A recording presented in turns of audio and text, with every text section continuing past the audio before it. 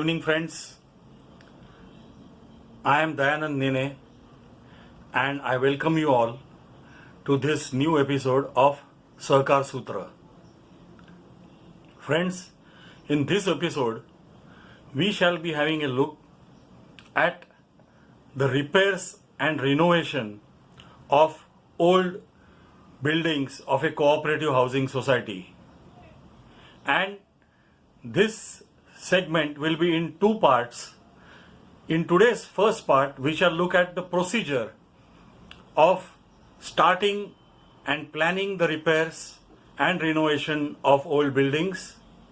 And in the next segment, we shall be looking at the execution of the actual work. Friends,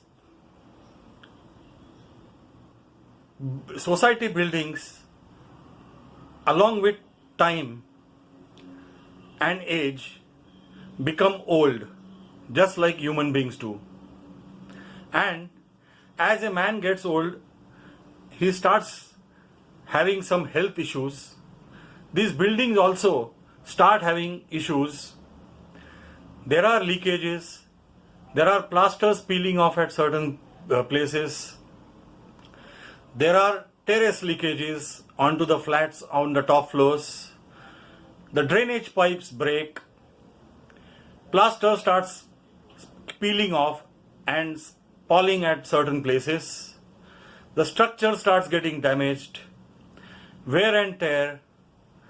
All this leads to necessity of such old buildings being attended to, and then comes the issue of major repairs for such old buildings of the society.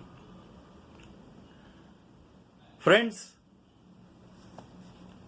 as per the bylaws, it is absolutely necessary for every society to do structural audit of their buildings at particular intervals. If a building is between 15 to 30 years old, it has to get the structural audit done once in 5 years. And once the building crosses the 30-year-old threshold, the structural audit has to be done every 3 years. Friends, depending on the condition of the buildings, the society managing committee has to call a general body meeting, and they have to appoint a project management consultant and a structural auditor to conduct the structural audit. The general body has to approve the appointment of the PMC as well as the structural auditor. The structural auditor then does his structural audit and presents his report to the managing committee, in which he details what all the building is having problems and what needs to be done to set it in right condition. Once the report of the structural auditor comes, the managing committee has to call a general body meeting of its members once again and table the report of the structural auditor. As most of the societies do not have the finance required for conducting major repairs, the general body of such societies have to take a decision on how much contribution each society member will have to contribute to conduct the repairs, and whether it will be paid in lump sum basis or on a EMI, monthly basis. Once the contribution is decided, it is necessary that you open a separate bank account for the major repairs and deposit all the contribution of members in that separate bank account, so it doesn't get mixed up with the society's monthly maintenance money. After the PMC outlines what all repairs has to be done to the buildings, the society then has to give an advertisement for tenders, and the tenders are for appointment of contractors.